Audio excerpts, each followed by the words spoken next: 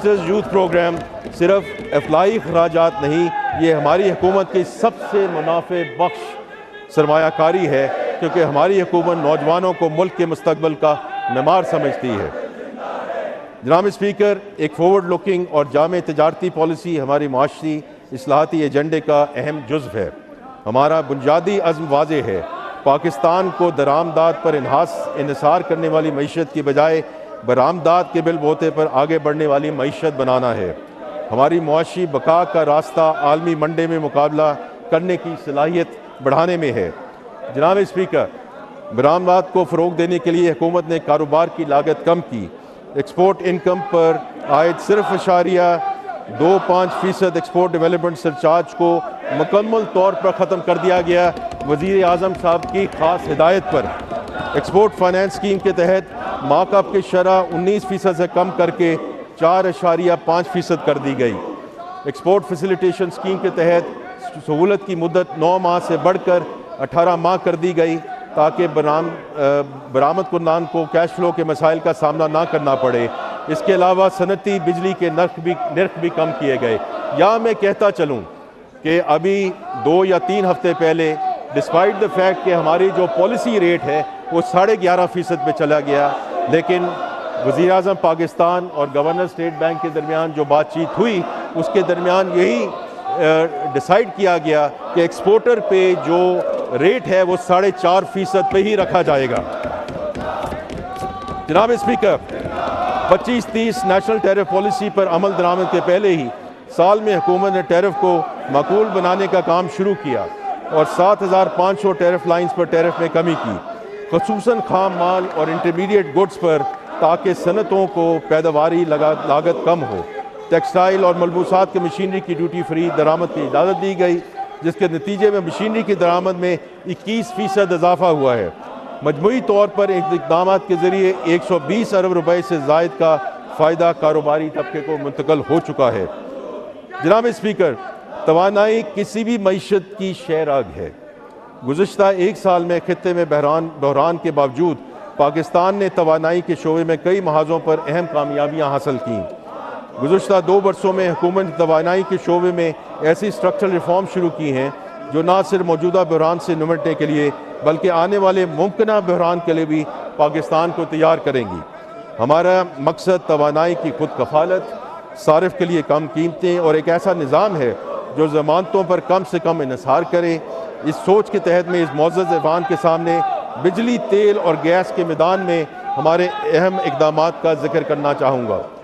जनाब स्पीकर, बिजली का शोबा अपनी तारीख के सबसे गहरी इस्लाहाती दौर से गुजर रहा है। गुज़श्ता 2 वर्षों में इस शोबे ने माली नज़्म ज़ब्त और कारकर्दगी में बेहतरी का मुज़ाहरा किया, जिसके नतीजे में माली साल 25-26 में बजट में मुख्तलिफ सब्सिडी के मुकाबले में 143 अरब रुपए से ज़ायद की बचत हासिल की गई।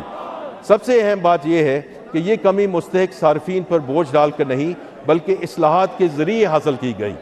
मज़ीद बरां IPP से मुज़ाकरात के नतीजे में तकरीबन 3.7 ट्रिलियन रुपए की बचत हासिल करने के इक़दाम किए गए। जनाब स्पीकर, इस शोबे की इस्लाहात में सबसे अहम कदम competitive trading bilateral contract market का अमली आगाज़ है। इसके तहत पहली कम्पेटिटिव नीलामी मुनक्कद होने जा रही है, जिसमें तकरीबन 800 मेगावाट बिजली का कारोबार एक मुसाबकती मार्केट पर मबनी फ्रेमवर्क के तहत होगा। ये कोई मामूली पेशरफ्त नहीं है। अब तक पाकिस्तान में बिजली एक ही सरकारी खरीदार के ज़रिए ख़रीदा जाती थी, जो सरकारी ज़मानतों के सहारे मुआहदा करता था। आज हम इस पुराने, महंगे और सरकारी ज़मानतों पर मुनहसर निज़ाम से निकल कर एक मुसाबकती मार्केट की तरफ बढ़ रहे हैं। ये पाकिस्तान की बिजली की मईशत की बुनियादी तश्कील नौ है। जनाब स्पीकर, मौजूदा माली साल में एक मुल्क गिर मश्क के ज़रिए हम तमाम सब्सिडाइज सर्फिंग की शनाख्त, रजिस्ट्रेशन और तस्दीक करेंगे, ताकि जनवरी 2027 से पाकिस्तान में डायरेक्ट सब्सिडी मैकेनिज़्म का आगाज़ किया जा सके। यानी सब्सिडी वहाँ पहुँचेगी जहाँ उसकी असल ज़रूरत है। ये वही मुनसिफाना मॉडल है जो हमने BISP के ज़रिए अपनाया। जनाब स्पीकर, इस इस्लाहाती एजेंडे का एक और अहम सतून सर्कुलर डेट पर काबू पाना है। मुझे इस ऐवान को बताते हुए इत्मीनान है कि मौजूदा माली साल में बिजली के शोबे में सर्कुलर डेट की नेट ज़ीरो एक्यूमुलेशन हासिल की गई, यानी इस साल इस बोझ में कोई इजाफा नहीं हुआ, जबकि सर्कुलर डेट के स्टॉक में 1225 अरब रुपए की लोन सेटलमेंट पे पेशरफ्त हुई।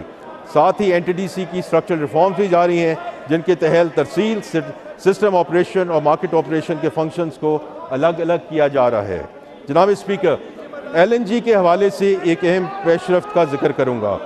पाकिस्तान ने एक जामे रिसर्च के बाद कतर और इटली के साथ अपनी तवील मुद्दती सेल एंड परचेज एग्रीमेंट से दोबारा बातचीत की और साल 2026 के लिए 35 LNG कार्गोज की कमी पर इतफाक़ किया।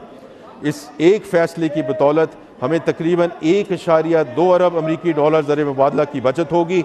ये उसी काविश का नतीजा है कि गुज़श्ता 11 महीनों में सार्फिन के गैस के बिल में कोई इजाफा नहीं हुआ। जनाब स्पीकर, ईरान अमेरिका जंग के पेश नज़र हमने मकामी गैस की पैदावार बढ़ाने पर भी तवज्जो मरकूज़ की। मार्च 2026 के बाद हमारी तेल की तलाश की कंपनियों ने कौमी निज़ाम में तकरीबन 100 MCC FD अजाफी गैस शामिल की, जिसने बिजली की पैदावार में शॉर्टेज को नुमायां तौर पर कम किया। हमने खाद की पैदावार को एक लम्हे के लिए भी रुकने नहीं दिया। मुल्क के 10 खाद कारखानों को गैस की मुसलसल फराहमी यकीनी बनाई गई। इसी तरह LNG पर काम करने वाले प्लांट्स के लिए भी गैस मुख्तस की गई। जनाब स्पीकर, हुकूमत ने तेल और गैस के दरियाफ्त के दरमियान भी अहम कामयाबी हासिल की हैं। पाकिस्तान ने 20 साल बाद ऑफशोर लाइसेंसी के 24 ब्लॉक्स कौमी और बैनुल-अक़वामी ENP कंपनी को अलॉट किए हैं। ये पाकिस्तान की offshore oil and gas exploration की तारीख का संग मील है।